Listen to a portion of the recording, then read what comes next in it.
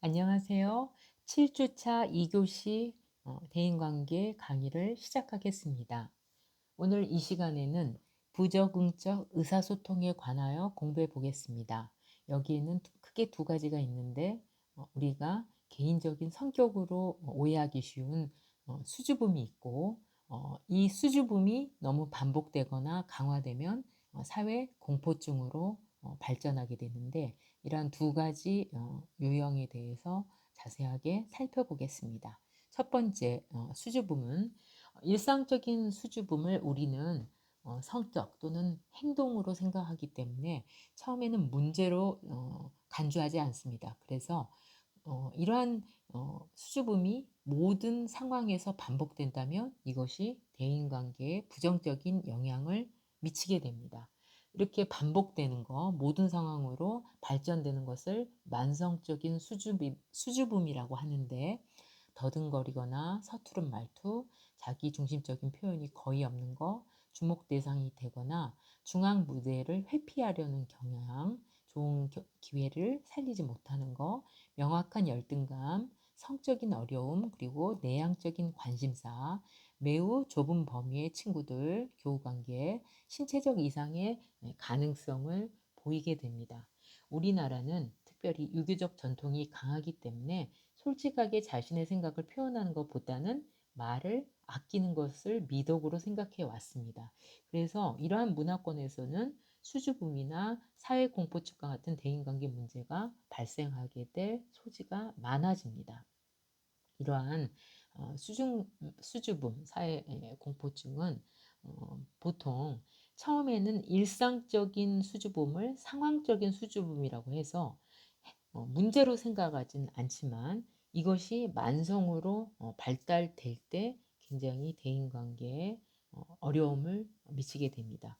이러한 수줍음의 원인으로서는 아까 이야기했다시피 열등감 같은 거, 유교 문화의 영향, 외상적인 경험, 그리고 비합리적인 신념이 있을 수 있겠습니다. 그래서 이러한 수줍음에 대한 대처 방식으로서 우리는 자신의 과거 경험을 되돌아보고 자신의 경험이 어떠한 것인지 한번 평가를 해보고 그 다음에 너무나 자기에게 너무 빨리 많은 것을 요구하지 않고 또한 마지막으로 수줍음도 하나의 습관이라는 것을 생각한다면 이것을 극복하기 위한 것들을 노력을 해야 될 것입니다. 아이들 같은 경우에 성격적으로 외향적인 성격보다 내향적, 내성적인 아이들은 이런 수줍음이 많게 되고 힘들어하지만 예를 들어서 우리가 인사에 대한 훈련을 한다. 인사를 수줍음을 극복하고 자주 하게 되고 이것이 반복되다 보면 수줍음을 어느 순간인가는 이길 수 있게 됩니다. 그래서 부모들은 아이들에게, 자녀들에게 어른들을 보면, 이웃을 보면 인사를 해야 된다고 교육을 시키게 되고 어린이집이나 또한 초등학교에서 이것에 대한 예절로서 훈련을 하게 된다면 수줍음을 극복하는 것과 마찬가지 이유라고 생각합니다. 개인적으로 저는 박사 과정에서 다른 사람 앞에서 발표를 할 때, 프레젠테이션을 할 때 굉장히 떨리는 경험을 많이 했습니다. 그러나 이러한 발표가 반복되다 보니까 제가 떨렸던 경험들이 점점 줄어지고 또한 이것을 결국은 극복이라기보다는 남 앞에서 수줍어하지 않고 당당하게 자신의 의견과 자신의 학문적인 것들을 쌓아나가는 계기가 되었습니다. 여러분들도 이제 프레젠테이션이라는 것을 하게 됐는데 이러한 수줍음의 단계를 누구든지 거치게 되는 것입니다. 어떠한 사람은 포카페이스여서 얼굴에 나타나지 않을 뿐이지 굉장히 내면에서 다른 사람 앞에서 발표를 하고 자기 생각을 주장하는 것은 쉬운 일은 아닙니다. 여러분들이 이런 것들을 대학을 다니면서 훈련을 한다면 회사의 취직에서 대인관계에서 굉장히 유용한 것들을 얻을 수 있기 때문에 여러분들은 이러한 수줍음의 단계를 반드시 거치고 이것을 극복하는 연습이 필요하게 됩니다. 이러한 수줍음을 극복하지 못한다면 대인공포증 또는 사회공포증으로 발전을 하게 됩니다. 그래서 이러한 사회 공포증은 굉장히 이제 불안한 거죠. 몹시 불안해지는데 남들이 자기를 어떻게 지켜볼지 모르는 상황에서 어떤 일이나 행동을 할 때 굉장히 불안해지는 것을 의미합니다. 그래서 여기에는 신체 반응, 사고, 행동이 있는데 이러한 신체 반응은 예를 들어서 아까 수줍음 단계에서 이야기했던 것처럼 여러 사람들 앞에서 발표할 때 또는 식사할 때 얼굴이 빨개지고 손이 떨리고 식은땀이 나는 것 같은 여러 가지 신체 변화가 나타납니다. 두 번째, 사고 관계에서는 불안할 때 판단력이 잘 쓰지 않게 되죠. 그래서 우리가 불안할 때는 우리가 처한 상황이 어떠한지 판단해 보고 자신의 행동에 대한 평가를 내리고 또 시뮬레이션 하는 거, 앞으로 어떤 일이 닥칠지를 예상해 보는 것입니다. 또 행동을 할 때 굉장히 불안하고 안절부절 못하고 시선을 어디에다 둬야 될지 몰라 헤매기도 하고 말을 더듬는 행동으로 나타나는데 이러한 사회공포증, 대인공포증의 치료는 여러분들이 2학년 때 실천기술론에서 배울 인지행동 치료가 가장 효과적입니다. 인지행동 치료는 인지, 사고방식을 치료하고 행동을 함께 치료를 해서 각각의 생각과 행동의 교정을 통해 증상을 호전시키는 사회 복지적 실천 기술에 해당됩니다. 여러분들은 이러한 대인관계 공포증, 사회공포증의 원인이 생물학적인 요인이나 환경적인 요인이 있다는 것을 알 수 있습니다. 생물학적인 요인은 뭐 유전적인 성향, 뭐 타고난 민감성, 또는 호르몬적인 불균형 같은 게 있고 환경적인 요인은 과거의 어떠한 외상 경험 또한 부모의 교육 방식, 관찰학습 등이 있지만 이러한 사회 공포증을 이겨내는 인지행동 치료를 통해서 이겨내는 훈련은 좋은 대인관계를 계속해서 맺는데 가장 효과적이고 필요한 방법이라고 볼 수가 있겠습니다. 그러면 의사소통의 방해 요인에 대해서 알아보겠습니다. 의사소통을 방해하는 요인은 여러 가지로 여러 가지가 있는데 자기 개념을 알지 못하는 거, 자기 개념의 무지, 두 번째 방어 기제를 사용해서 자기를 방어하는 거, 세 번째 인지적으로 왜곡되어 있는 거, 네 번째 실수 등으로 살펴볼 수가 있겠습니다. 첫 번째, 자기 개념의 무지라는 것은 뭐냐면 자기 입장에서만 판단하고 타인의 행동을 평가하는 것을 말합니다. 타인의 눈으로 어떻게 사고하고 타인의 눈으로 다른 사람을 평가하려고 바꾸어서 해보려는 노력이 필요합니다. 이러한 진지한 생각과 감정이 일치가 돼야만이 상대방에게도 신뢰를 주고 자기 자신에도 마음의 평화를 가져오게 됩니다. 이러한 자기 개념을 세우지 않으면 의사소통의 기초를 모르는 것이라고 볼 수가 있겠습니다. 즉 타인의 입장에서 생각해 보려는 태도가 필요하겠습니다. 두 번째는 방어 기제를 사용하는데 사람들은 사회생활을 하면서 의식적으로 무의식적으로 일종의 가면을 쓰고 있는데 이것을 융은 페르소나라고 이야기를 했습니다.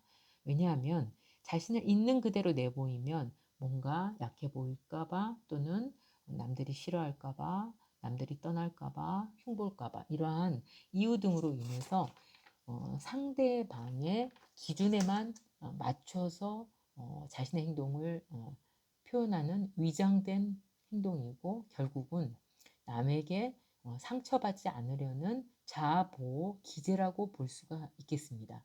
이러한 방어 기제는 대부분 자신도 모르게 이루어지는 경우가 많습니다. 하지만 이러한 자아 방어 기제 중에 승화라는 것이 있는데, 승화는 예술적인 또는 도덕적인 어떤 행동으로 이것이 바뀌는 것을 말하지만, 대부분의 방어 기제의 어떠한 목표는 자기 자신, 자아를 보호하기 위한 임시 방편적인 행동입니다.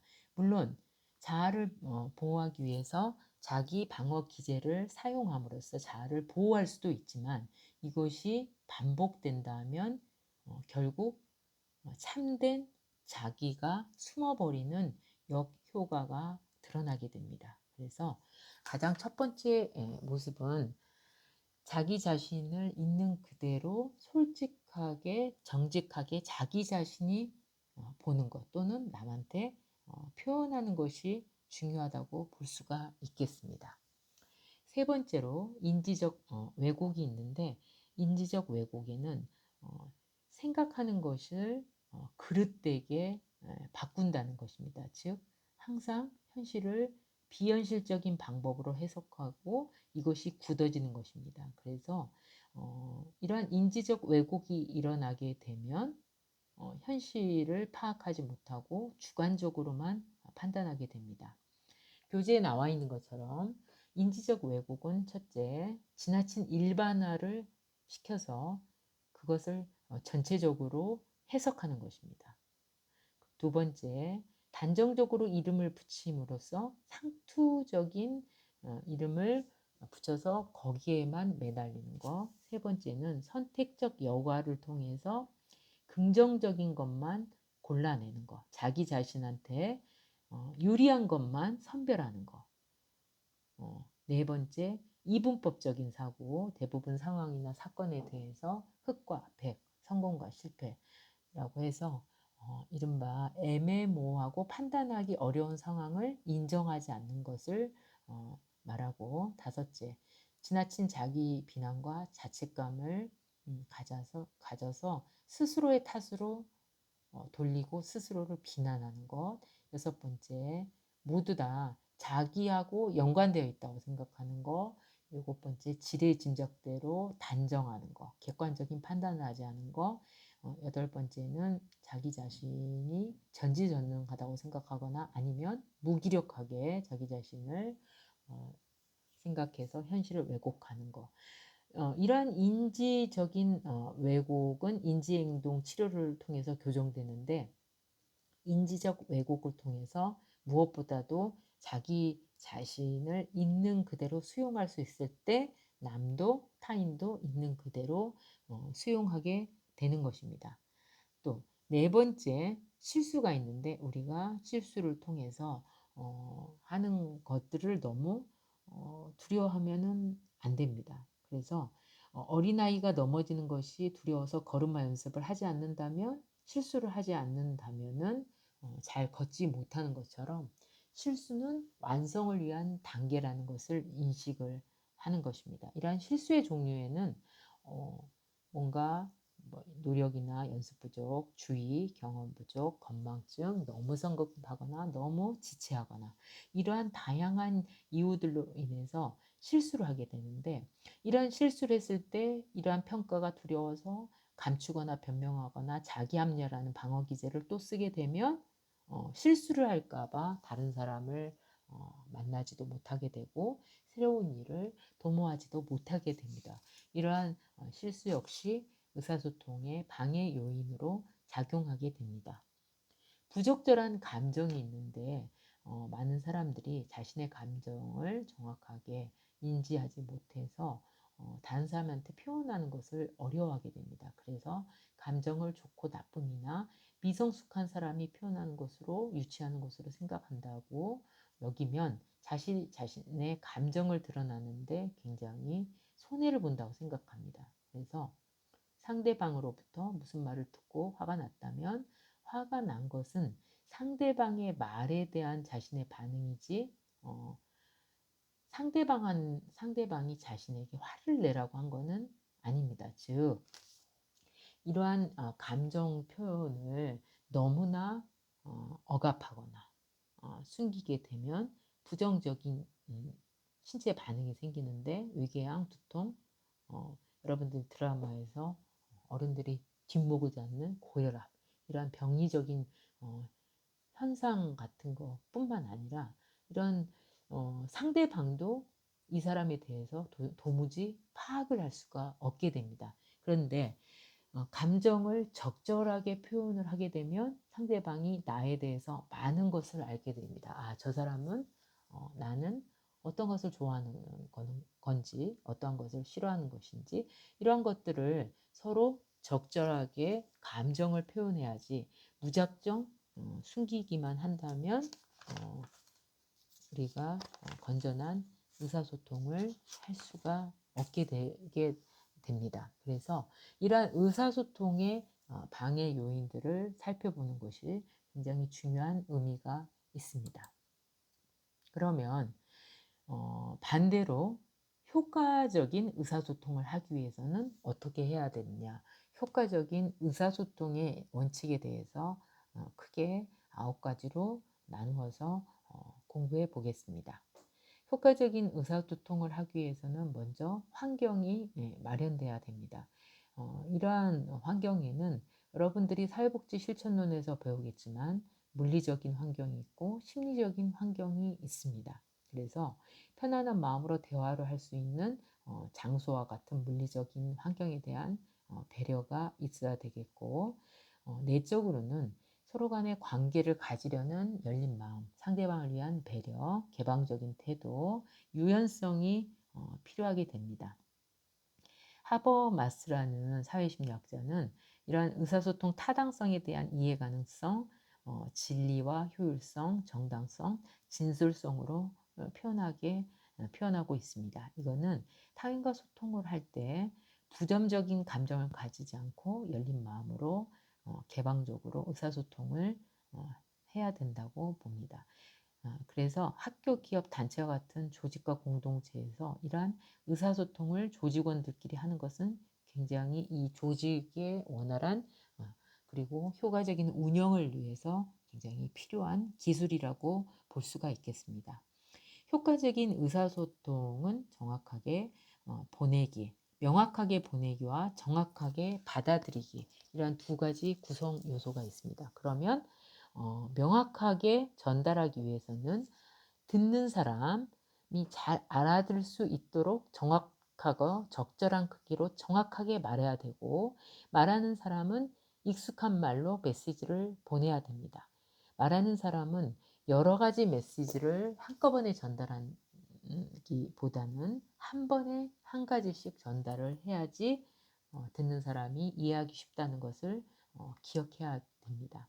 그래서 이러한 효과적인 의사소통의 9가지 방법 중에서 첫 번째, 감정이입을 해야 되는 것. 감정이입은 다른 사람의 기쁨과 감정, 슬픔, 이러한 것들을 상대방의 입장에서 생각해 보는 것을 의미합니다.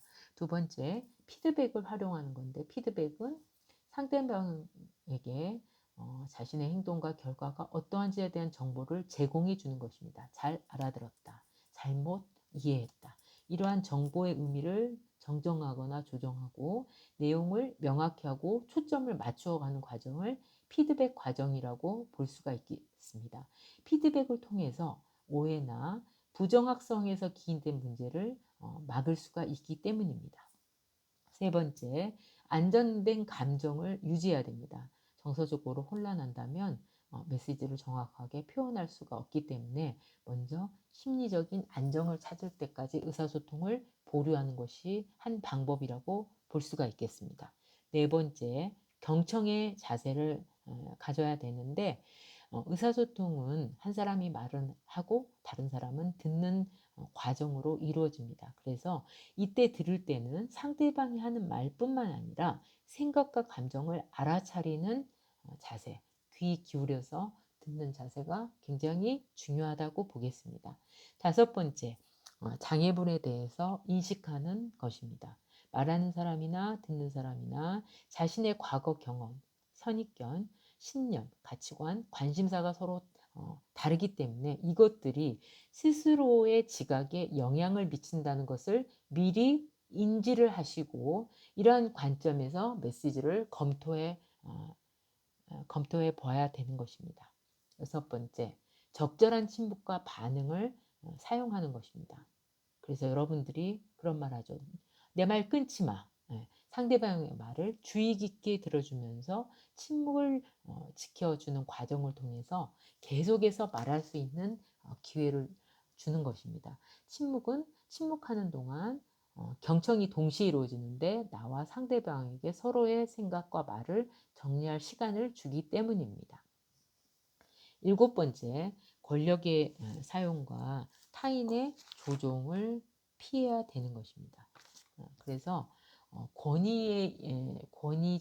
권위자의 위치에 있는 사람들은 효과적인 의사소통을 할 때 착각하기 쉬운 게 다른 사람을 통제하고 조작하는데 힘을 사용하면 최선의 결정을 내릴 수가 없습니다. 그래서 무엇보다도 굉장히 열린 자세로 권력 사용을 자제해야 된다는 것을 의미합니다. 여러분들이 상담가로서 또는 사회복지사로서 전문적인 관계에 임했을 때 여러분들은 이러한 권력 사용하는 것과 타인을 조종하는 것을 피해야만이 효과적인 해결 방법을 서로 찾을 수가 있게 됩니다. 여덟 번째, 인격 대 인격의 관계를 유지해야 됩니다. 이것은 상대방을 진정한 한 인격체로 존중해주고 함께 돕고 함께 하고자 하는 마음이 전달되는데 우리가 흔히 하는 속담 중에 이심전심이 있습니다. 이심전심이라는 이 속담이 의미하는 것처럼 상당히 이러한 것들이 전달이 되기 때문에 우리가 그 상대방을 인격적으로 존중하는 것은 효과적인 사실 의사소통의 출발점이라고 볼 수가 있습니다. 마지막으로 상대방을 믿어줘야 된다는 것입니다. 상대방을 신뢰한다는 것은 상대방에 솔직하게 내 마음을 열어놓는다는 것을 보여주는 것을 의미합니다. 그래서 이러한 신뢰감, 불신감을 여러분들이 무엇보다도 잘 구분을 해서 신뢰하는 마음으로 들어주고 신뢰하는 마음으로 반응해주고 신뢰하는 마음으로 안정된 감정을 유지한다면 상대방도 그 보답을 반드시 하게 됩니다. 그래서 특히나 클라이언트와의 전문적인 대화에서 이러한 효과적인 의사소통의 원칙을 지키는 것이 라포 형성, 관계 형성의 출발점이 되고 문제 해결의 기본적인 베이스가 된다는 것을 여러분들이 깊이 인지를 하셔야 됩니다. 오늘은 효과적인 의사소통의 방법과 또 여러 가지로 의사소통의 방해 요인을 가져오는 것들에 대해서 부적응적 의사소통에 대해서 공부해 보았습니다. 여러분 수고 많으셨습니다.